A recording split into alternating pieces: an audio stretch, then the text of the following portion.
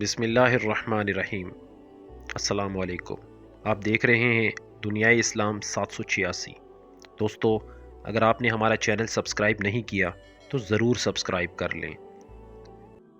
میں سوچتا ہوں کیا فائدہ ایسی زندگی کا جیسی ہم گزار رہے ہیں؟ کیا فائدہ ایسی زندگی کا جو زنا کی لت میں پڑ جائے؟ کیا فائدہ ایسی زندگی کا جو حسن کی نمائش لگاتی پھرے؟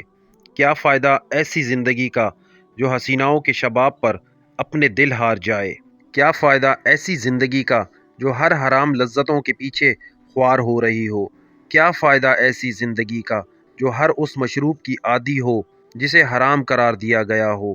کیا فائدہ ایسی زندگی کا جو سجدوں کی جگہ کوٹھوں پر عزتوں کو تار تار کرتی ہو؟ کیا فائدہ ایسی زندگی کا جو مجرے ناچ گانے کو ایک تفریح کا ذریعہ سمجھتی ہو؟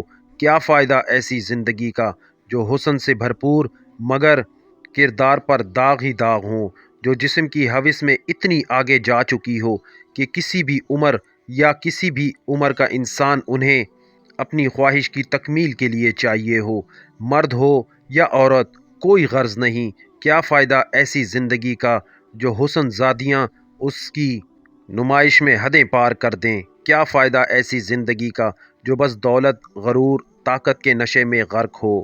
زندگی تو ایسی ہو جو اللہ پاک کے خوف میں گزرے، سامنے ہر قسم کی لذتیں موجود ہوں مگر دل کہے یا اللہ پاک تیری پناہ، جو بہکتے قدموں کو اللہ پاک کے خوف سے وہیں روک دے، جو سجدے میں رو کر گزاری ہو، جو نمازیں قضا ہو جانے کے خوف سے پریشانی میں گزر جائے، جو شیطانی خیالوں کو جھٹک کر قرآن پاک کھول کر بیٹھ جائے، جو اپنی روز مرہ کی زندگی میں قرآن پاک، نماز، اذکار کو ساتھ لے کر چلے، جو مضبوط اور اتنی کہ وہ ایمان کا سودا نہ کر سکتی ہو، جو جہاد کی شدائی ہو، جو اسلام کے نام پر جان دینے والی ہو، جو صرف اللہ پاک سے ڈرتی ہو، جو توبہ کی عادی ہو۔